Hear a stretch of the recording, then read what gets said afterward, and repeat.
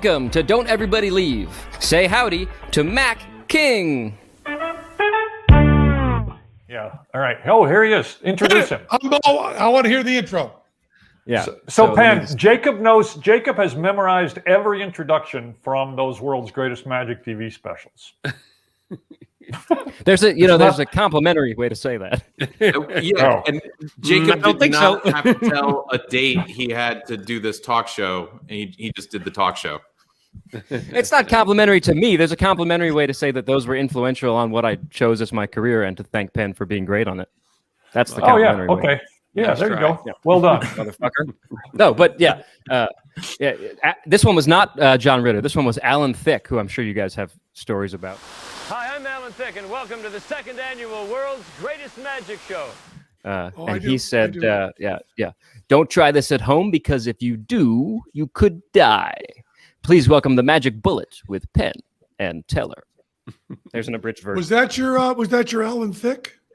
That's a pretty terrible Alan Thicke impression. But. I wanted to say, I listen to your podcast all the time, and I know that there's a phenomenon called having an other guy voice, and that's what I have. So you can, if you want to say what that is, you can.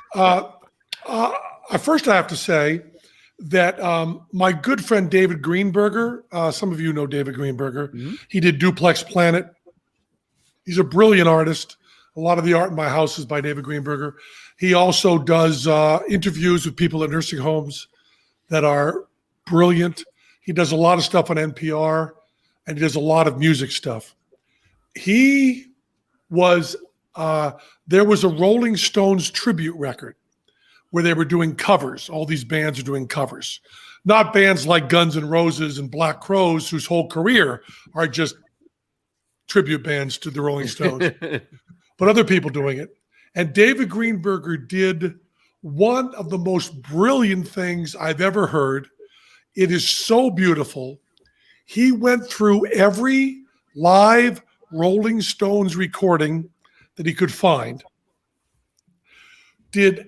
wrote down everything Mick Jagger said in all of those introductions, and then did it as a spoken word poem with no attempt to do the phrasing or the style of Mick Jagger. Hello, San Francisco. Hello, Boston. Hello, London. Hey. How y'all feeling? You feeling okay? Hey. Hello, Miami. Hey. Hope my pants don't fall off. You wouldn't want that, would you? Keith. Hey, Keith.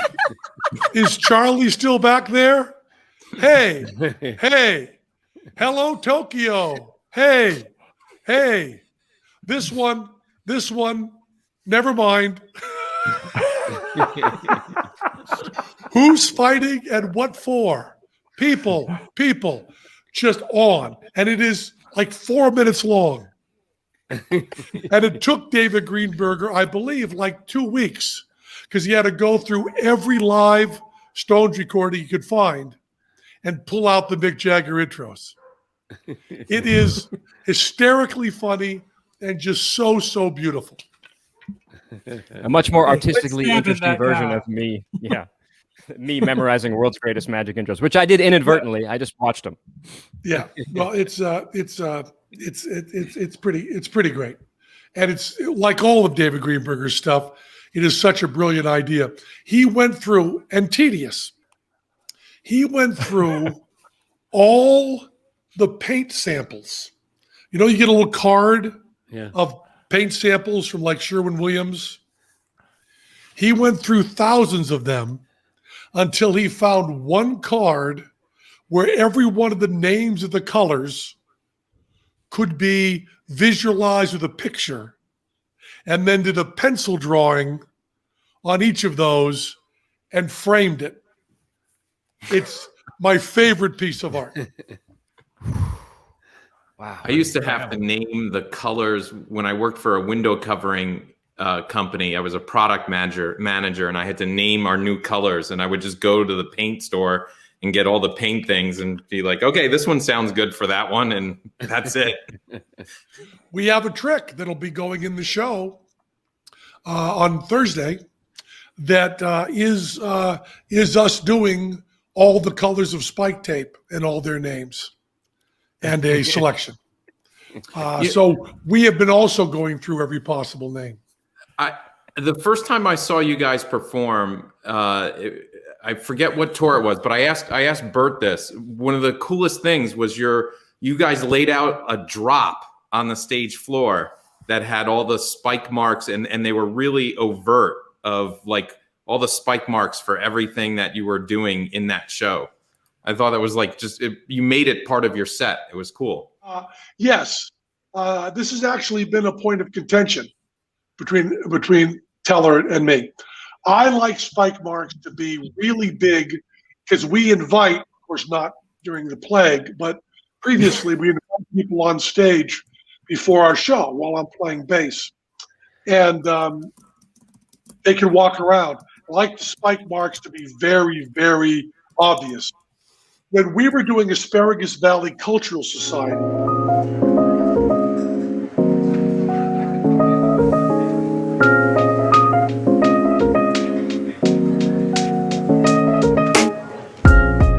we eliminated all spike marks, and we had Weir and I, Weir Christopher being the third member of Asparagus Valley, got a compass and laid out the stage with the exact runway numbers to Magnetic North that you have running across the stage. So when you stood, it was all with glow tape. When you stood in the dark coming on stage, it looked like you were flying into SFO at night. The runways illuminated. And then we fought with Teller like crazy because Teller said, I can't find where I'm supposed to be during any bit. And we'd say, you're on runway 53, about 4 ticks in. But that is the intro to the spike tape bit. You probably noticed the spike tape on the stage. There's a different color for everybody. And then I got to name a lot of the colors. So we had Penn Pink, and we have Piff Purple.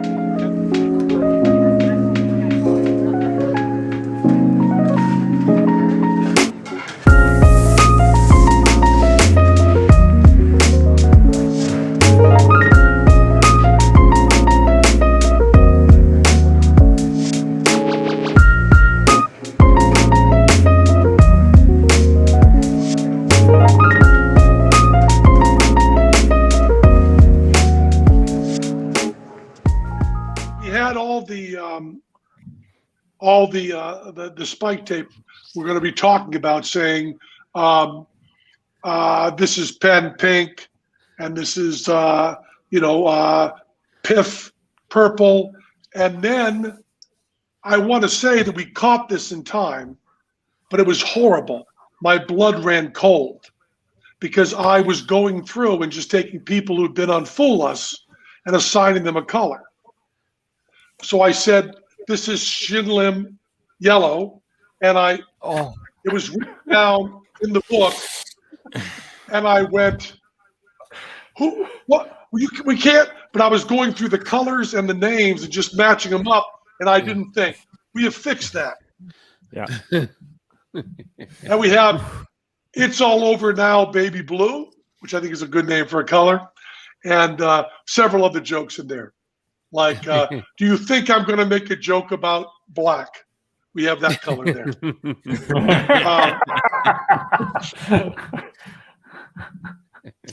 Well, I can't wait. I mean, I can't wait to see the new show when it opens. I mean, you got how many new things? 6 brand new, never done on stage before.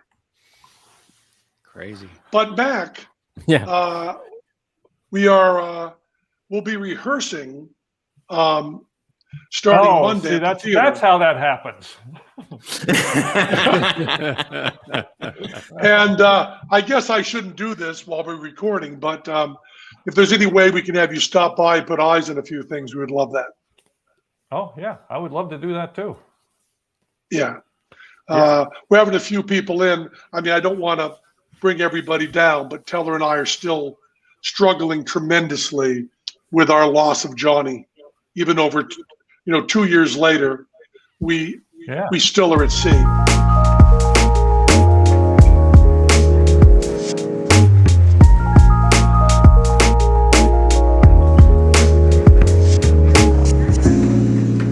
So, we have to, Jeff McBride helps us out now and again, and Matt Donnelly and a few other people. But just the kind of eyes that, we had, I believe, the best eyes in Magic history. They used to look at stuff when we were working on it. And when we lost Johnny, not only did we lose our friend and our mentor, we also lost the guy who made stuff go in the show in pretty good shape. Yeah, well, I'd be happy to come in and remind you just how good Johnny was.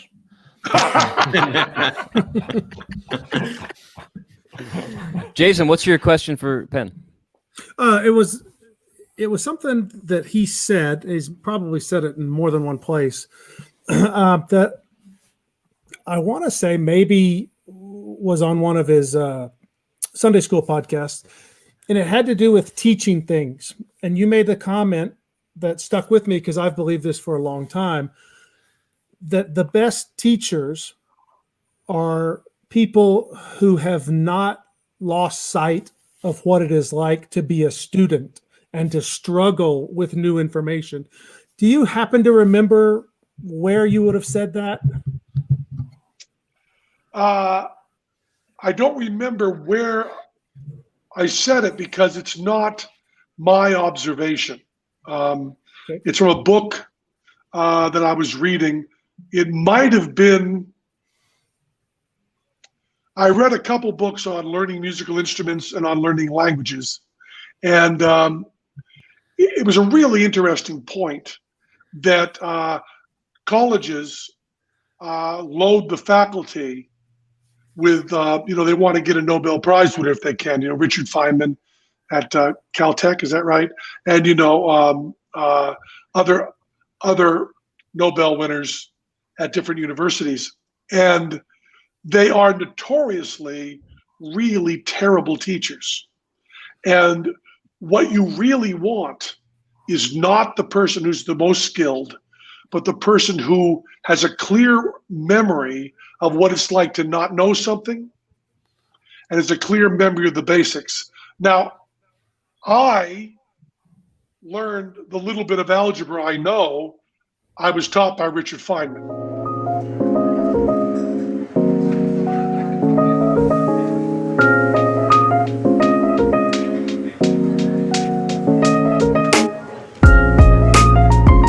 And I've got to say, he was a phenomenal teacher with me.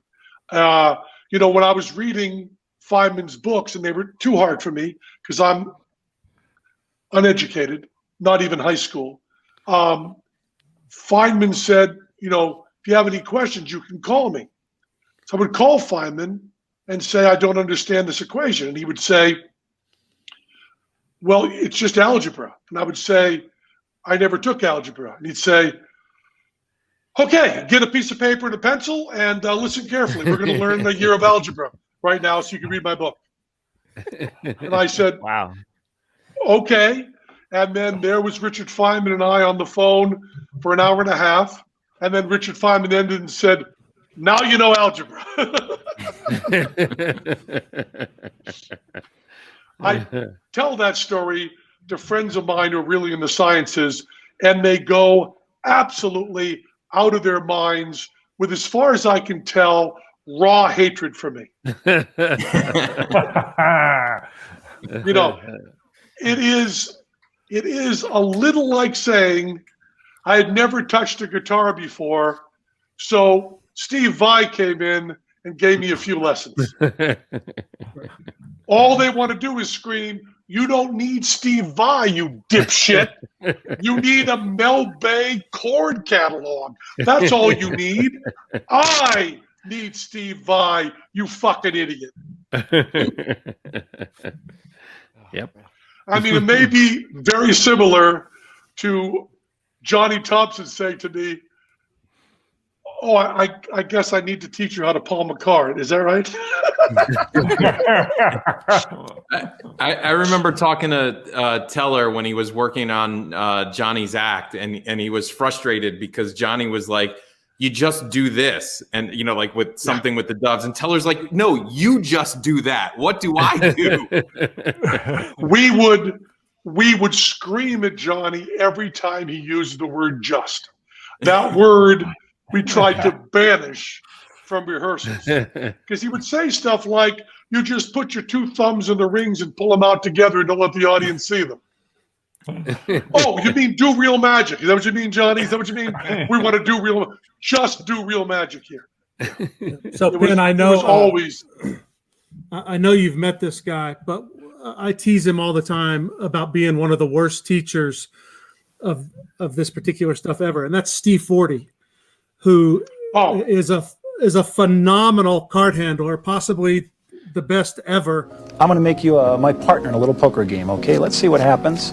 Let's say 4 5-handed. That means every fourth card is going to go to my friend over there. That's the only hand that matters. Let's see how we did. 4 kings. Well, folks, what I just demonstrated for you is considered to be the granddaddy of all the gambling moves, called the bottom deal. Those cards... And you'll sit at breakfast with him and he'll show you something and you go, "Wow, how did you do that?" And then he'll explain in 30 seconds, something that would take you about 6 years to actually absorb. And he's the worst at it. And he'll go, "Oh, it's just this, this, and this." And I'm like, no, hang on, slow down, turn around, We both know Steve Forte. Yep. We did not both know my mom. My mom with cooking was like that. She would give incorrect directions in her cookbook. I think that Steve Forte does not necessarily lack the skills. He may lack the desire. Yeah, I think you're right. He got a lot better when he had to write his books recently. He had to actually think about the teaching. Before, he was always very dismissive of the things he was capable of. "Oh, it's just this," and I'm like, "No, it's not just this." That is a very, very difficult and separate skill.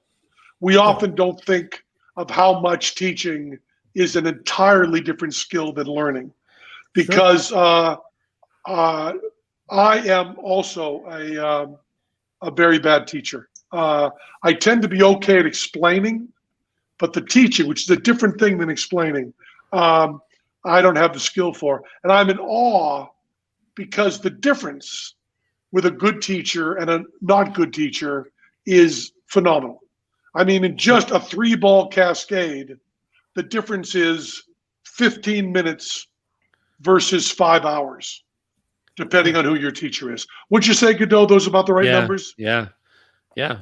I met a guy in Seattle once who said he could teach people to unicycle in 2 hours. Mm-hmm. You know what I mean? And he couldn't believe that I could teach people to juggle in less time, And it seems impossible. I don't even understand how that's possible, but he said he could. When I was homeless, I used to say I would go to any party and teach everybody to juggle if they would just buy me a pizza. And I would do street juggling and get on college radio and announce this, and then wait, because I had no way to eat. I had no money and no place to stay. And I would try to meet somebody that I could spend the night with to have a place to sleep, and try to find someone I could teach to juggle to get a pizza. I could never find someone I slept with to buy me a pizza. That's a whole other story. But there was one group of people called in at a college and said that they wanted me to come to the party and they'd have pizza, but they wanted to be taught to juggle, but it was a completely nude party. Everybody would be naked. And I said, sure. What kind of pizza? I was very, very pleased to go to that party for all sorts of reasons. But I don't think it will surprise anybody that my favorite reason was that I met Tommy Curtin, not at that party. But you know who Tommy Curtin is, Jacob Goudeau? Oh, yeah. No. No. The juggler? Juggler. Yeah. Juggler, yeah. Oh. But Tommy Curtin, when I was 17 or 18, I met Tommy Curtin. And as far as I knew, Tommy Curtin had one joke, which Tommy Curtin would deliver like this. Had a girlfriend back home, used to juggle topless. Looked like she's doing 5. It was an optical illusion, of course. That was Tommy Curtin's joke. So I was at a college naked party teaching people to juggle. And I was in a room with probably 40 people, about half or a few more identifying as female. And I was teaching them to juggle. And all I was saying, really, over and over again was, I had a girlfriend back home, used to juggle topless. Looked like she's doing 5. It was an optical illusion, of course. Over and over again. And every time I would laugh my fully exposed nutsack off. Because it killed me. Because it's one of those jokes that has more of an element of truth in it than you know. I suggest all of you experiment with that. Right. All right. So, Michael, you'll have to come over and teach Jen to juggle. I'm in the car. I'll be there in a minute. All right. You really had to twist his Tommy arm. Curtin I saw when I was a kid at Abbott's. At the get-together. Did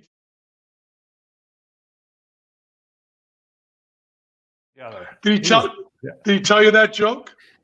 I don't remember that joke, and I don't remember his act, but I remember that name because I remember loving Tommy Curtin, but I don't remember his act at all.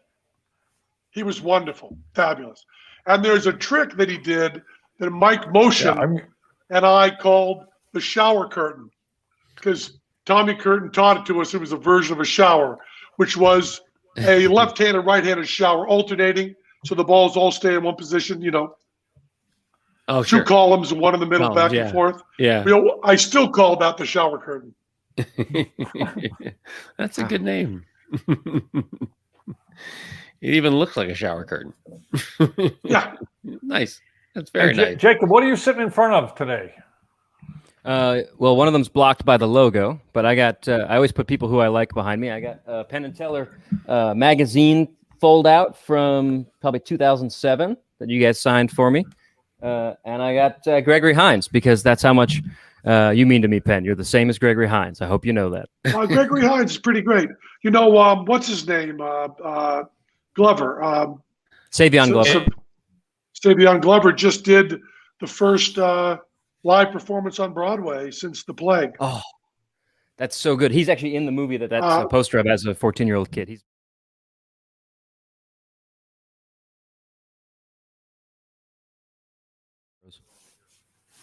He was he and Nathan Lane, who never mind. He and Nathan Lane each did 15 minutes for 150 people in a large Broadway theater. He did improvisational tap dancing and singing of Broadway songs. Must have been incredible.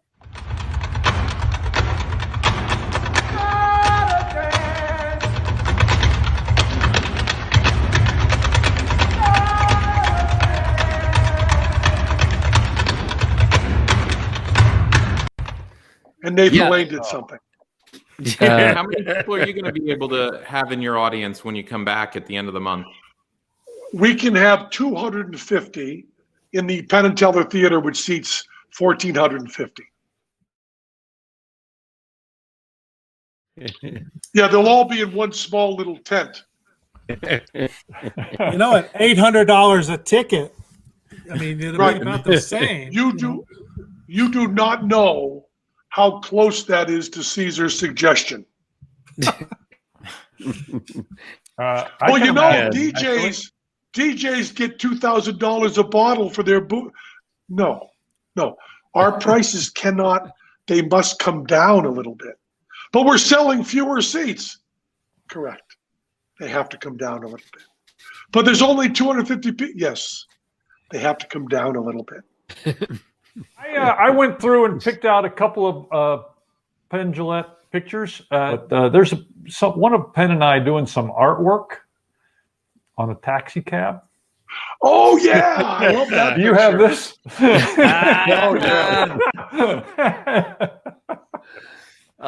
Look at those young fantastic. boys. I'll just say we may be older now, but we're also meaner, just so people know. When Lance saw that picture, he was like, "Do you know how much them things cost?" I thought he also said, "Wait a minute, you really wrote on there." Yeah, that's right. He said, "Oh, that looks like you really wrote on there." I said, "Well, we did." Do you know how much them things cost? We had one dipshit who worked for us and for you, Mac, whose name we won't say. Right. Who came in one day proudly holding a Penn and Teller cab top and said, "I was over at the cab company and I copped one of these for you because I thought you might want to have it."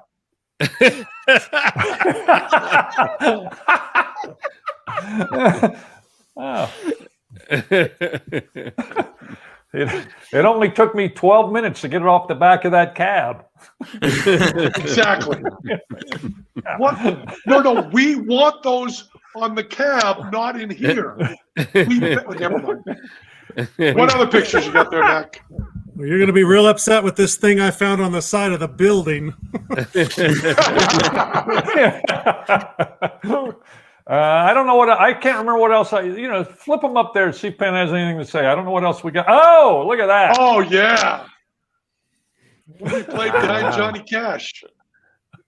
And look at that. That's at a party at my house. And a nice hug. I can tell you the year if you want. Holy shit, really? Yeah, that's at your Kentucky Derby 2010 party. That's when you were wearing that shirt. And Jacob, how did he toast the crowd? Can you do it word for word from that party? Yeah. Sure, but he did it in Alan Thicke's voice. Is that okay? Keep going. Yeah, I don't know whether that might. Oh, are we allowed to show that? I hope so. So I was struck by Extreme Elvis, almost literally. Mm-hmm. And but when I just searched through my photos for Penn, and I didn't remember that I was sitting alone at that point. There's a lot of empty chairs scattered around. Yeah. When we started peeing, and I thought that Paul Provenza and I remained seated, but I didn't see Paul in that picture either. And so, Penn, who's Extreme Elvis? Extreme Elvis, who is now very, very skinny and does an SM act with dressed as Uncle Sam with a woman dressed as Israel. He's one of those people who said he was only fat as performance art, and no one believed him, but it was really true. The other one I know of that is Curly Howard. Curly Howard and Three Stooges, Jerome Horowitz, would tell everybody, I only stay fat and with my hair like this for the Three Stooges. If I didn't have to do that, I wouldn't look like this. No one believed him. He had a stroke, could no longer do the Three Stooges. And the final pictures of him, he has a full head of hair and he's buff, making a muscle. Thin and buff. I don't see him anywhere. Maybe he's disguised. Psst. I'll bet that's him. Take it off.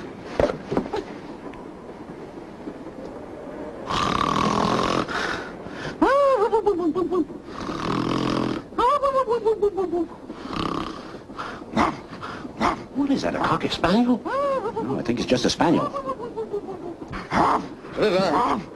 That's not him.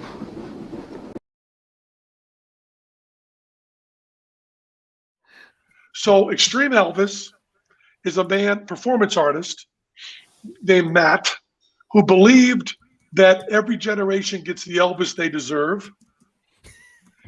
He got enormously fat. He has a tremendously small penis.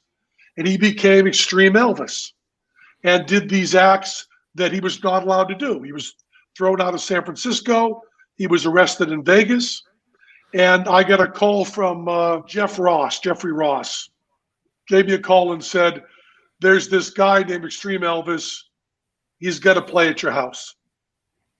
So I went and saw Extreme Elvis when he got arrested in Vegas, said he's the guy for us. And I hired him and his band to come and play a party at my house where we had a few hundred people. Although I found out that at the airport, cab drivers were saying there's a party at Penn's house and just bringing people by. But we had bands all day. And by the end of the day, everybody was naked and everybody was in the pool. And I was carrying Extreme Elvis on my shoulders. And he was singing slow Elvis songs while I carried him around the pool and everybody else got in naked in atheist baptism. But Extreme Elvis would pee on his crowds. He would get naked with his small penis and pee on the crowd. And I said, this is the act I want in my house. So yeah, I remember Provenza leaning over to me when he got naked saying, well, he's hung like an elevator button. Yeah.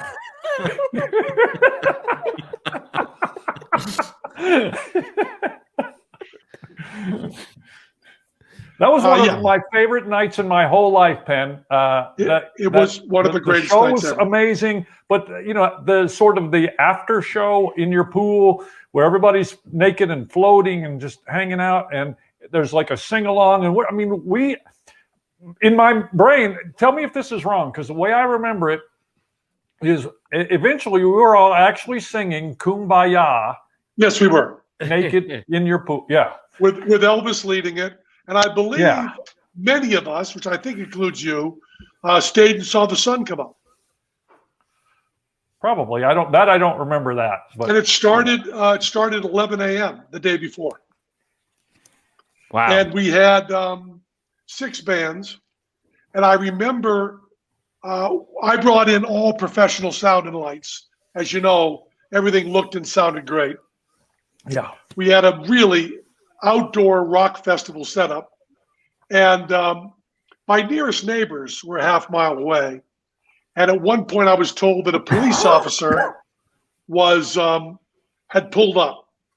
And I went out to talk to him, and I had a T-shirt I was wearing that said, Jesus hates me. And I thought that wasn't a good way to greet the police officer. So I turned my T-shirt inside out, and I ran out to talk to the police officer. And the police officer said to me, I've been listening out here, and it's pretty loud. And it's now 10 at night. And one of your neighbors complained, but I went down to their house. It's really not loud. I think they're pissed off because they weren't invited. He said, so I told them I would talk to you, and I am talking to you, and I've said everything I'm going to say. You just go back in and enjoy your party.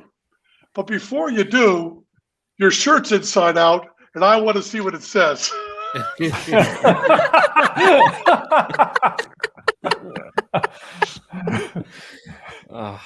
So that is Las Vegas' finest, doing exactly what they do perfectly. They treated us very, very well. I was told by famous porn stars it was the best party they'd ever been to. I also want to say, and I want to underline this like 1,000 times, as far as I know, and I did everything I could to stop it. As far as I know, there were no drugs and no alcohol at that party. None. Zero. Zilch. It was my idea. I would say I saw zero evidence, and I talked to a lot of people and hung out with various groups of people throughout the course of that time, and I didn't see any evidence. But if there ever was a party that was exactly what I like, which is intense, shocking, transgressive, loving, and sober, it was that party. Yeah, it was a great day. I made a lot of peanut butter, bacon, banana sandwiches. Yeah, that was Goudeau's job. I was grilling peanut butter, bacon, and bananas. So that was like being invited to that was fantastic. And so I would like to use this time now, Penn, to invite you to my house for croquet with the rest of these other idiots. Oh, I would love that. Are you? I'm 2 jabs in 2 weeks. How about you guys? I'm 2 jabs, 2 weeks. Mine'll be 2 weeks in another couple of days after the 2. I think I'm at 3 weeks, but end of April. Yeah, we're all good. Yeah. And you left one word out of that description. Nude? Oh yeah, nude. Yeah. We haven't tried it with clothes yet. That might be like a fun. No, nude is better. You want some place for the virus to cling. Also, some way to steady your ballot. Right. Yeah. I wish I were you. Yeah. If you're eating a sandwich, something you got to hold your mallet somehow. Yeah, exactly. Now that reminds me, we're going to say the same thing. Sin City Spectacular. That time that was with Gilbert and me and some other people. That's where that banjo sandwich joke got started the around. Aristocrats. But also one of my favorite punchlines, one of my favorite jokes. Should I just tell the punchline or should I tell the joke? Tell the joke. Guy has a really small penis. He goes to the doctor and says, I need a bigger penis. The doctor says, there's only one thing I can do. I can transplant a baby elephant's trunk where your dick was. Guy says, okay. He goes out to dinner on a date. And while he's having his dinner, the trunk comes up over the table, grabs a dinner roll, pulls it down under the table. His date says, what was that? He says, never mind. It happens again, and it happens again. And finally she says, I want to see that one more time. And he says, I'd love to, but I can't fit another dinner roll up my ass.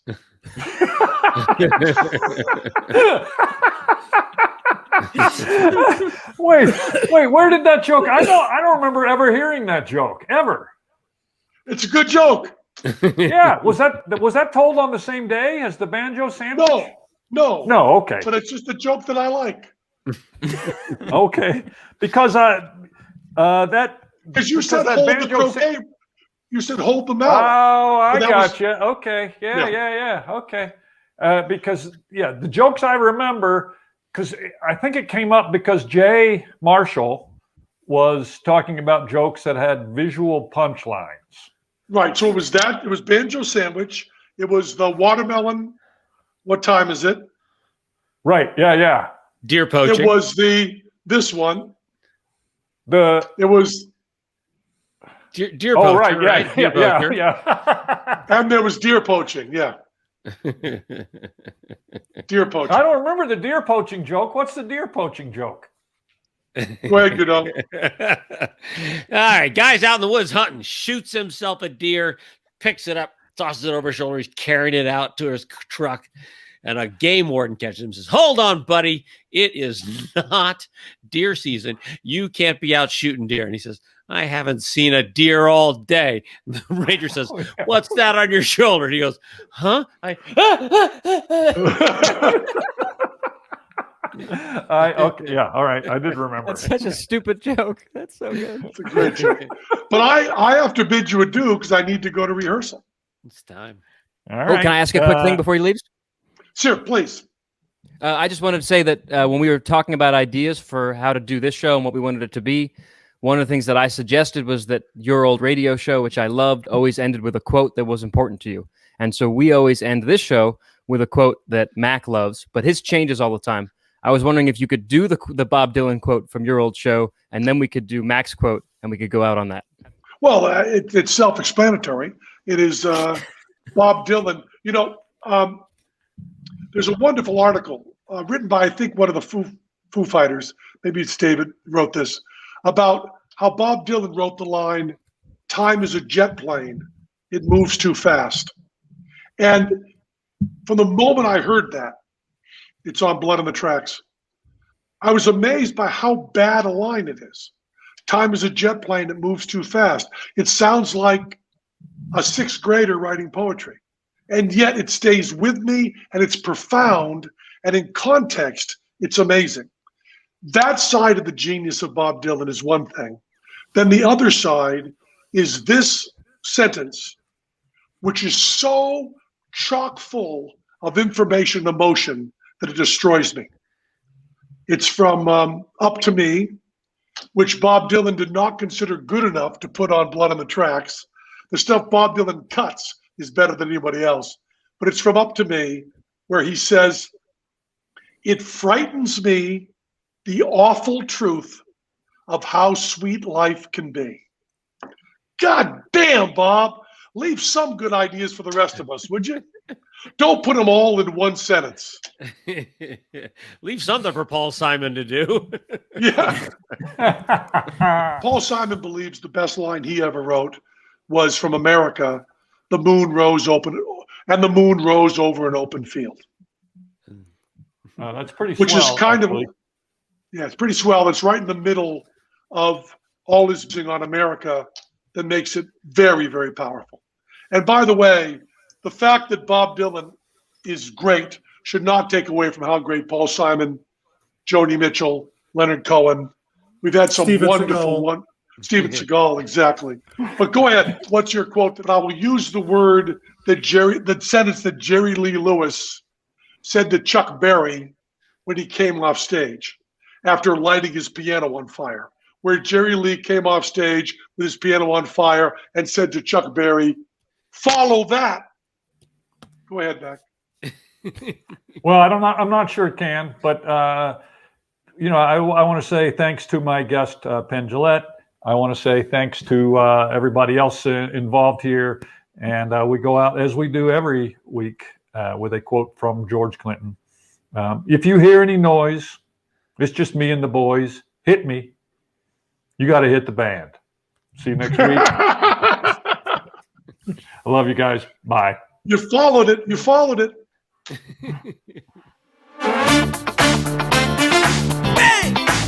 Give us up!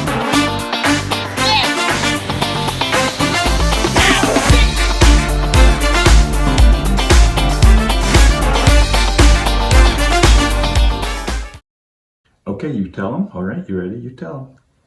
Hey, hit the button to subscribe, okay? He said it.